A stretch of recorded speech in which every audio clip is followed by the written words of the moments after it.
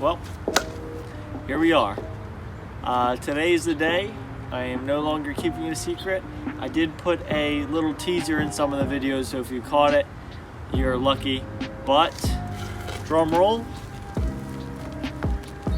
we are going to be supercharging the car. I am really ready to do this. The car does not make enough power as it sits right now. So this is the next step. This is the V2 Vortec kit. It's going to be an intercooled kit with a nice blow-off valve. I don't know exactly what pulley's on it right now. I don't, off the top of my head, don't know what size it is. But it should make 400 plus horsepower with the cams and how it's set up right now. So yeah, I hope you guys are excited for this. I'm really ready to do this. Been wanting to do it since I bought the car 5 years ago. So I started cleaning it up a little bit, starting to get all the pieces together, and I'm ready to do it. I hope you guys are excited. Like I said, there's the next videos that are coming up. I'm currently gonna start dropping the tank and putting in the new fuel pump to get ready for this.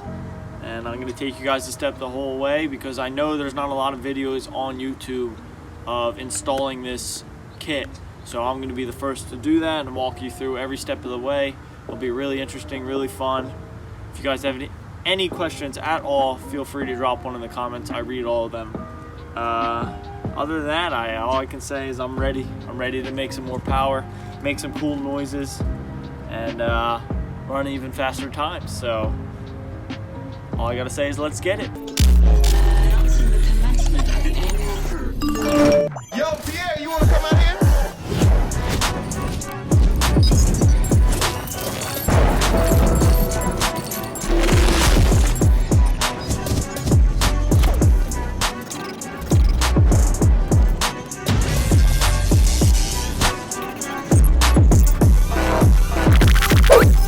Yeah, I wasn't ready yet. Alright, so there's the big news I've been keeping from you guys. And now that that's over with, I'm going to jump into installing this new fuel pump. I got a AEM, I think it's a 340, I'm pretty sure. Something like that. Did my research and figured what's the best one for the supercharger setup. That's what we're going to get working on now. First things first, to drop the tank, I have this diffuser that I made a little while ago, so I got to take this off. It's like 4 screws, nothing crazy. And dropping the tank. I'm not going to walk you guys through how to drop the tank because there's already a ton of videos on YouTube of how to drop it. So I'm kind of just going to show you little clips here and there, and then installing the fuel pump. So other than that, let's get straight to it.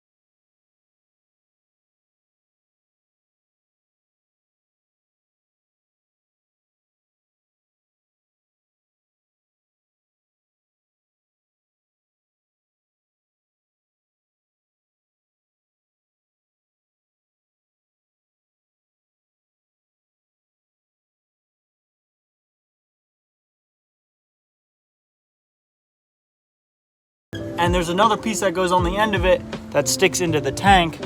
And when I yanked it out, I heard like a loud bang, and I thought I'd crack the end of it. But I think it's supposed to come off and stick into the tank, because I don't see any like plastic parts that are broken. But it almost fell into the tank, and I don't think you could ever get that out if it falls into the tank. So I got to be very careful. I can try to show you what I'm talking about here. See that piece right in there? Hopefully you guys can see that. It's about to fall into the tank, so I got to get a pair of pliers and try to pull it out, and I think I'm fine. Well, I just knocked the piece straight into the tank. tried to get pliers in there. I pulled it, fell out of the pliers, and then just fell into the tank.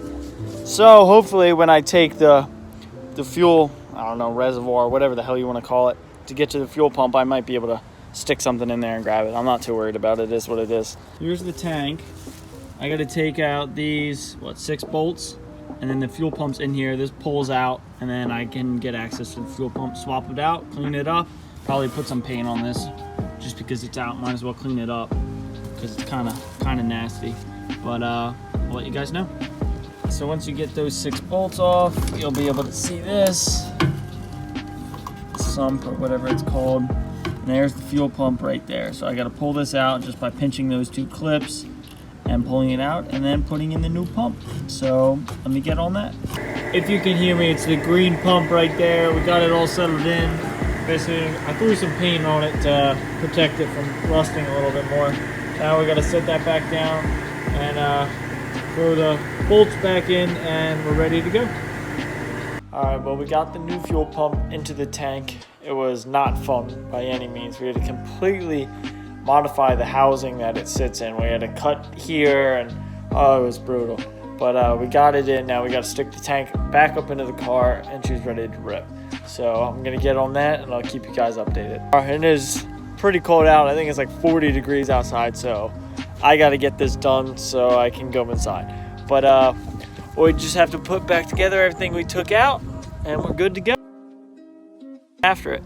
All right, well, as you guys can see, the fuel tank is back in.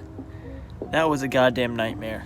That was definitely one of the most annoying things I've done to this car, and I've just about taken everything you could possibly take out of this car and fixed it. So yeah, but that's gonna conclude today's video. I hope you guys enjoyed. If you made it this far, be ready, because the next video is going to be installing the supercharger, and from there this car is going to be an absolutely different car, and I'm really excited, and I hope you guys are too. So stay tuned, and we're in this together. Peace out. I'll see you guys next week. Riding so long, yeah, I do this for my family. All them long nights we was riding in that Camry. I've been talking and I don't think you understand me. This life is so cold, yeah, this life can get so scary. Yeah, this life can get so scary.